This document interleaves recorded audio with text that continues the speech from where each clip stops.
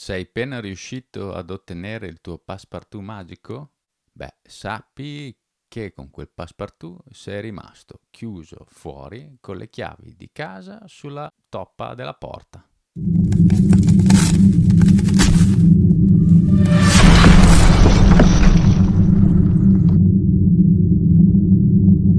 Ciao a tutti e benvenuti in questo nuovo video. Oggi vi volevo parlare delle controindicazioni del passepartout magico. Quel passepartout magico che in molti vorrebbero farci credere, vorrebbero vendercelo come la soluzione per aprire tutte le porte, quando invece non fa altro che chiuderci in dei recinti. Parto da un esempio. Prendiamo la persona sì, la persona che per uno dei tre seguenti motivi è riuscita ad ottenere questo elisir. La prima è la foratura, la seconda è un test, la terza è la guarigione. E poi prendiamo la persona no, che non ha nessuna di queste tre cose, è semplicemente una persona. E già qui possiamo vedere che la differenza è netta. Cioè, c'è una persona che per dirsi sì, per dirsi libera, deve avere qualcosa, deve dimostrarlo, deve essere sottoposta a una cura medica, a un trattamento medico, a un trattamento farmacologico, a un test, a una prova, mentre l'altra persona non ha bisogno di niente di tutto ciò. Chi è delle due la più libera? A voi la risposta. Il secondo esempio che vi voglio fare ha bisogno di una introduzione, perché qui andremo a parlare di big data, cioè di tutti quei dati che girano all'interno delle applicazioni, dei nostri telefoni, delle nostre carte di credito e di un sacco di altre cose tecnologiche e digitali che noi usiamo volenti o nolenti nella vita quotidiana. Preciso che in molti mi commentano su alcuni video che ho già fatto precedentemente, che parlavo di questi argomenti, in molti avete commentato col farmi notare che siamo già tutti tracciati, siamo già tutti spiati, che le grandi multinazionali possono comunque leggere i nostri big data, che possono comunque vedere cosa compriamo, dove andiamo, cosa facciamo, quanto tempo ci stiamo. Allora, tutto ciò è vero, ma in parte, nel senso che è vero che i grandi colossi, ad esempio come YouTube o come Google, possono incrociare i loro dati per venderci qualche cosa, per vedere quello che abbiamo comprato, quello che compriamo di più in rete e proporcelo costantemente nelle pubblicità. Questo è vero, ma questo è vero che vale solo tra alcune applicazioni che hanno ad esempio lo stesso proprietario, come è il caso di Google e YouTube, o tramite applicazioni che vendono tra di loro questi dati. Una cosa che va detta è che i dati sensibili, cioè quelli che riguardano le banche soprattutto, quindi gli acquisti, ma soprattutto le banche che noi usiamo, che quindi comunicano che noi abbiamo acquistato un determinato oggetto, una determinata servizio in un determinato posto a una determinata ora, questi dati che vengono comunque registrati sotto forma di big data non sono così leggibili come altri. Ce n'è almeno una parte di questi che viene letta, che può essere venduta, un'altra no. Per quello che riguarda la nostra salute, quindi il cerchio si stringe ulteriormente. I motivi sono ovvi e non riguardano solo la compravendita, ma riguardano direttamente le applicazioni che le gestiscono. C'è poi un secondo aspetto che è puramente tecnico, che è quello del passaggio tra un'applicazione e l'altra. Poche applicazioni che noi abbiamo all'interno dei nostri telefonini o dei nostri computer o dei nostri laptop parlano tra di loro. Cosa vuol dire? Vuol dire che per parlare tra di loro devono essere allo stesso livello di aggiornamento e soprattutto devono avere il permesso di parlare tra di loro, quindi il permesso di passarsi dei dati. Una persona normale che non ha degli interessi enormi, quindi che non fa lo speculatore in borsa, che non ha un giro di miliardi, per intenderci, che non è Elon Musk o Jeff Bezos o il patron di Facebook, che non è una persona con dei grandi interessi, diciamo una persona, ripeto, normale, abitudinariamente non viene spiata a tutti i livelli. Cioè, per passare a un certo tipo di livello di spionaggio, ci devono essere delle motivazioni, anche perché gli algoritmi si fermano a un determinato ostacolo, che è quello, ad esempio, del passaggio dei dati tra un'applicazione e l'altra, che è quello legale, che è quello anche puramente di marketing.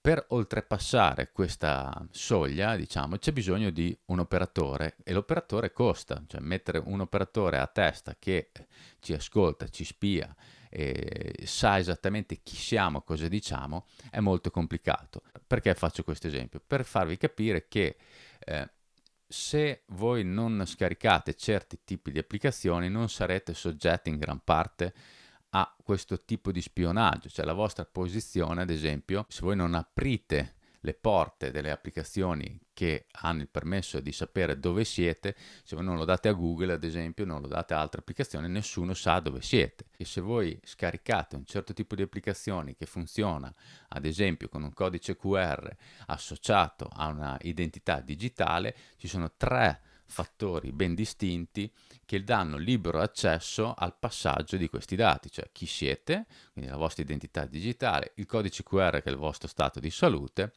e l'applicazione che li gestisce. Quindi questi tre fattori aperti tra di loro, quindi che voi date un po' come se voi date le chiavi di casa vostra quando voi siete in vacanza e le date al primo persona che passa per la strada dicendogli guarda queste portale a Tizio Caio che abita nella città bla bla bla, e insomma eh, oppure che voi le lasciate fuori di casa vostra sulla buchetta della posta con un bigliettino con scritto non entrate in casa, io non ci sarò per 15 giorni, fatene buon uso, mettetele al sicuro, rispettatemi, no? Nella illusione che chi passa di lì ne faccia buon uso, non li utilizzi per entrare in casa vostra, eccetera, eccetera, eccetera. Insomma, dare fiducia, in questo caso qui, quando si parla di multinazionali che guadagnano con la compravendita di big data, potete immaginare che è un po' azzardato. È quasi più dare le proprie chiavi di casa quando voi andate in vacanza al ladro di quartiere. Faccio tutto questo discorso per farvi capire che tra la persona sì che decide già di farsi forare, quindi di registrare il proprio codice QR, di metterlo su un'applicazione, quindi sul telefono, e la persona no, c'è una bella differenza, soprattutto per quello che riguarda le possibilità di avere accesso a dati sensibili. Questi dati sensibili va detto che vanno nelle mani di chiunque li legga, al ristoratore, al bigliettaio del cinema, a quello del treno, insomma a tutti i posti in cui voi andate che vi viene richiesto questo codice QR per entrare, fornite a chiunque quindi sia lì per controllare, date le chiavi di casa, aprite a tutti i vostri dati contenuti nei vostri telefoni, che lo vogliate o no, quindi saprà chi siete, quanti anni avete, saprà dove vivete, saprà quale trattamento avete avuto, quando l'avete avuto.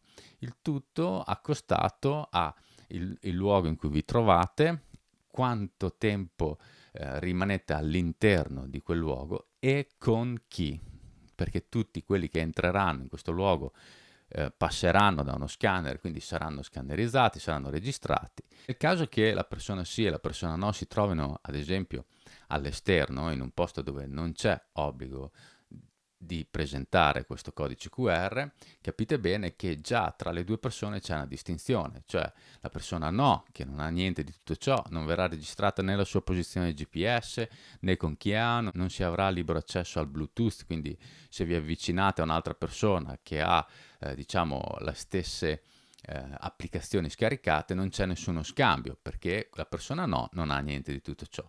Tutto questo non si può dire della persona sì, che anche nel caso in cui non venga registrata la sua presenza, però si avrà libero accesso alla sua posizione e a quelli di tutte le persone che sono lì vicine. E anche qui, se parliamo di libertà, il vincitore è presto detto. Un altro esempio ancora può essere un posto invece dove viene richiesto l'obbligo. Il portatore sano di Passepartout sarà registrato alla sua entrata e alla sua uscita, quindi si saprà dove è stato, con chi è stato e quanto ci è stato. La persona no non potrà entrare o se lo farà infrangendo la legge lo farà nel totale anonimato. il portatore sano di Passepartout entrerà in questo recinto tecnologico all'interno del quale tutti saranno tracciati. E la gestione di questi dati non è strettamente governativa. Come vi avevo detto prima, esistono molte tipologie di applicazioni che promettono di essere più veloci, migliori, più performanti di quelle dello Stato, di quelle ufficiali per la lettura appunto dei codici QR. Quindi sempre di più e sempre più applicazioni promettono di avere queste funzioni e quindi di attingere alla banca dati dove è possibile sapere se voi siete in regola o no col vostro Passepartout magico e quindi sempre più persone avranno accesso ai vostri dati.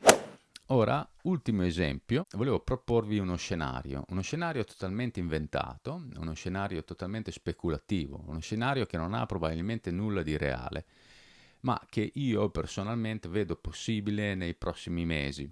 Ammettiamo che in questo scenario entrino nella narrazione delle supervarianti. Ricordatevi bene questo termine, supervarianti. Queste supervarianti hanno tre grandi caratteristiche. La prima è che sono mega contagiose, quindi molto più contagiose di tutto ciò che conoscevamo prima. Sono ipermortali, quindi molto più mortali, molto più mortifere di tutte le varianti che abbiamo visto fino ad oggi. E, come terza caratteristica, udite udite, rendono inefficace tutte le terapie geniche che sono state fino adesso, le rendono obsolete.